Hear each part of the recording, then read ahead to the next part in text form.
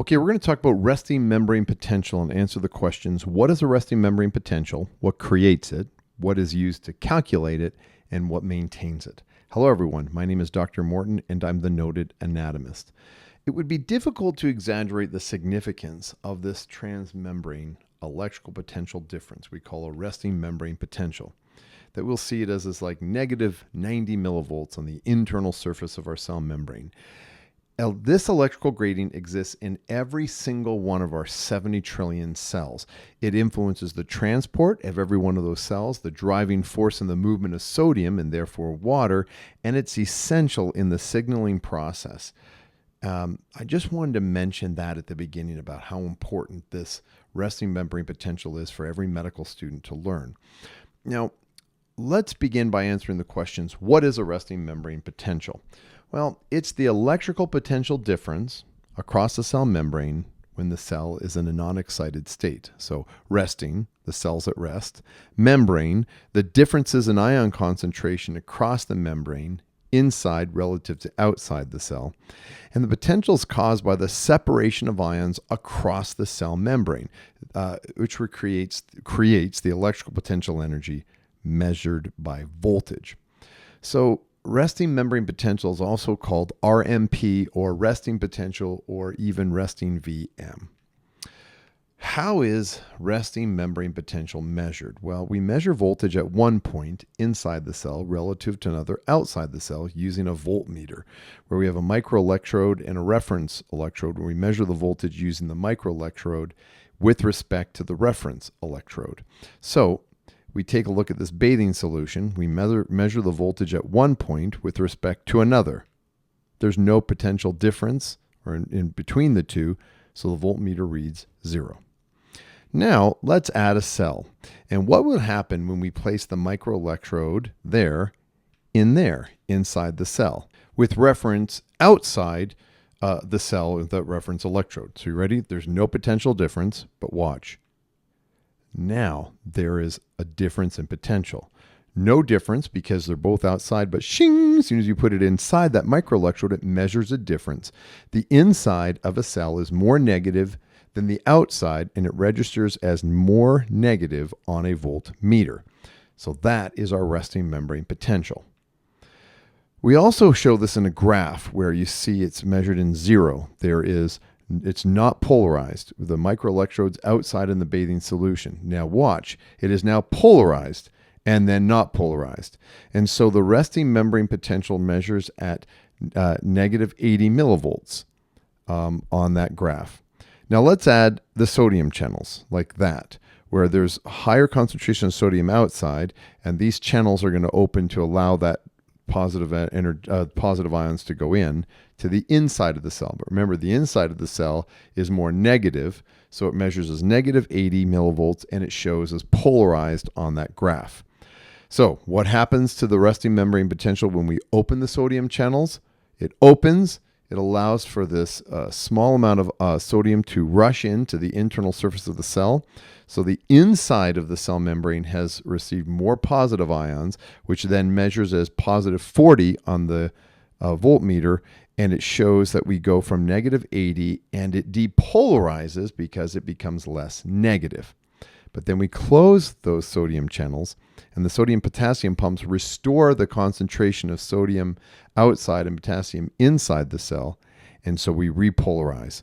So we now have more positive ions outside relative to the inside, which shows negative 80 millivolts on the voltmeter, and we have repolarized this membrane. How do we get a resting membrane potential at cell membranes? Well, I'm going to do my best to attempt to show this using some schematics. Remember the salty banana, a lot of sodium outside compared to the large amount of potassium inside. Let's focus on potassium for a moment.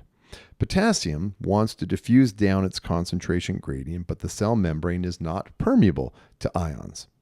Now, the resting membrane potential is established by ion concentration and, this is important, ion permeability across the membrane. So how can an ion permeate the cell membrane? We put a door there. We call these membrane transport proteins. This is a potassium leak channel.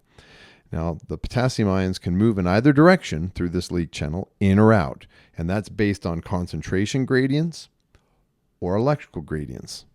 Okay? So potassium moves from high to a low concentration. But remember that potassium ions are bonded with negatively charged anions. So when a potassium ion diffuses through down its concentration gradient through this potassium leak channel, the negatively charged anion is left behind because it cannot diffuse through this very specific potassium leak channel. And so we have a positive ion outside, negative ion inside. And what we see is as follows. We keep having these negatively charged anions left behind. So as positive ions move out via leak channels from high to a low concentration, the negative anions left behind make the intracellular membrane more negative. And remember that ions can move in either direction through the leak channel. So positively charged anions like potassium can actually leak back when there's a stronger negative charge. So as positively charged potassium ions diffuse out of the cell, positive charges accumulate on the outer surface while negative charges accumulate on the inner surface, those anions left behind. This difference in electric potential continues until the efflux of potassium has stopped or no net potassium ion movement occurs across the membrane. This is the potassium equilibrium potential. That was fun, wasn't it? Let's do it again. So what we see is that we have a high potassium concentration inside, which drives or wanting to drive potassium out of the cell. But then as you drive potassium out and you leave these negatively charged anions behind, there's an electrical gradient that wants to pull potassium back in. So what we have is an electrical or electrochemical gradient. The chemical forces and electrical forces are now in balance. By chemical, I mean concentration gradient. We call this the equilibrium potential or Nernst potential. The amount of potassium going out equals the amount of potassium going in. So the equilibrium potential is based on concentration gradient and the permeability of the ion at that membrane. Now, what electrical force is needed to prevent potassium from leaving the cell?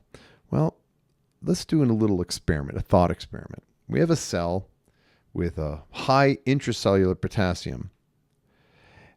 Lots, and each of them are bound to an anion, negatively charged anion.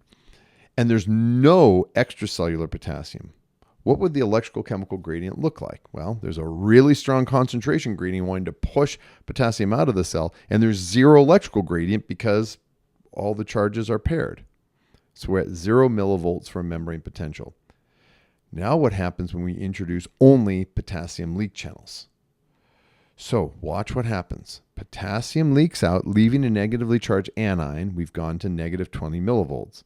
The concentration gradient has dropped a bit, and we're starting to get an electrical gradient. And we do it again and again.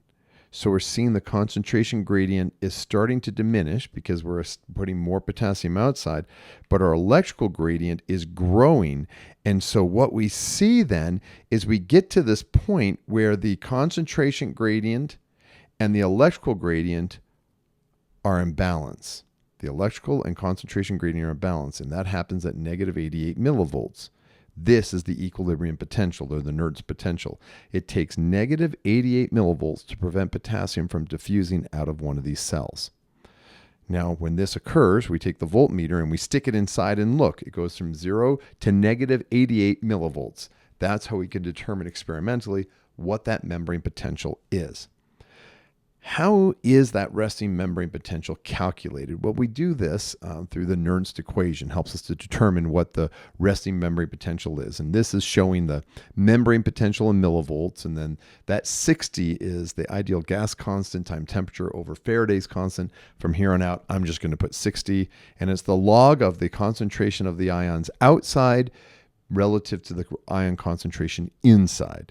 So let's try that with potassium, okay? So there's our membrane permeability. So 60 log of potassium outside, which is 5 millimolar, to inside 150 millimolar. So we do the math and we get negative 88 millivolts. Cool. What about like sodium chloride and calcium? Well, there's our potassium, negative 88 millivolts. So there's sodium. We take the outside and inside.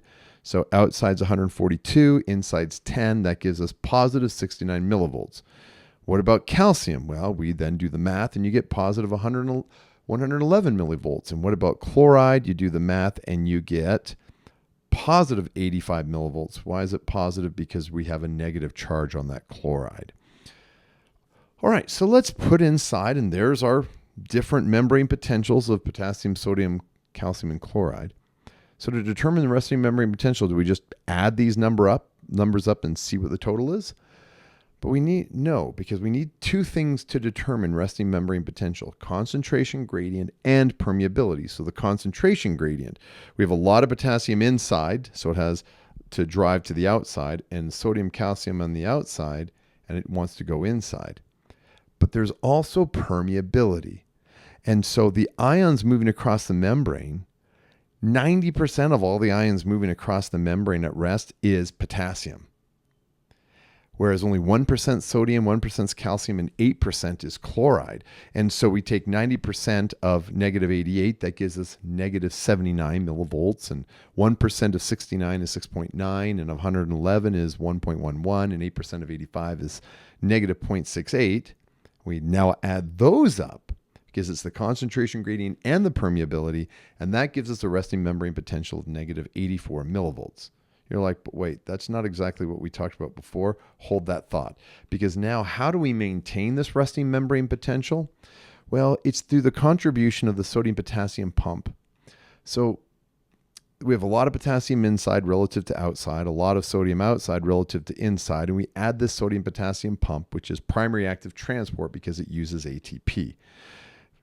It'll take 3 sodium ions from inside the cell. ATP will make a conformational change and pump these 3 sodium out against its gradient, taking 2 potassium and pumping them into the cell against its gradient. And so there are more positive ions, 3 sodium, pumped out than in, which is only 2 positive. So it makes the cell exterior a little more positive and the cell interior a little more negative, because for every 3 positive out, there's 2 positive in. So this resting membrane potential negative 84 is really negative 90. Now so when you're adding or removing ion channels changes the cell's resting membrane potential, depending on the type of cell you have in the body. So a cardiac muscle cell is about negative 90 millivolts at rest, whereas a skeletal muscle cell is like negative 84 millivolts at rest, or a neuron's negative 60, or an adipocyte is negative 40 millivolts. So a resting membrane potential arises because of the concentration gradients for sodium and potassium across the membrane, and the permeability of the membrane to these ions, with potassium being the most important to establish this resting membrane potential. And the gradients of sodium-potassium are produced by the sodium-potassium pump in all of our body cells. And this process develops and maintains the outwardly directed potassium gradient and the inwardly directed sodium gradient. And that, my friends, is resting membrane potential in a nutshell.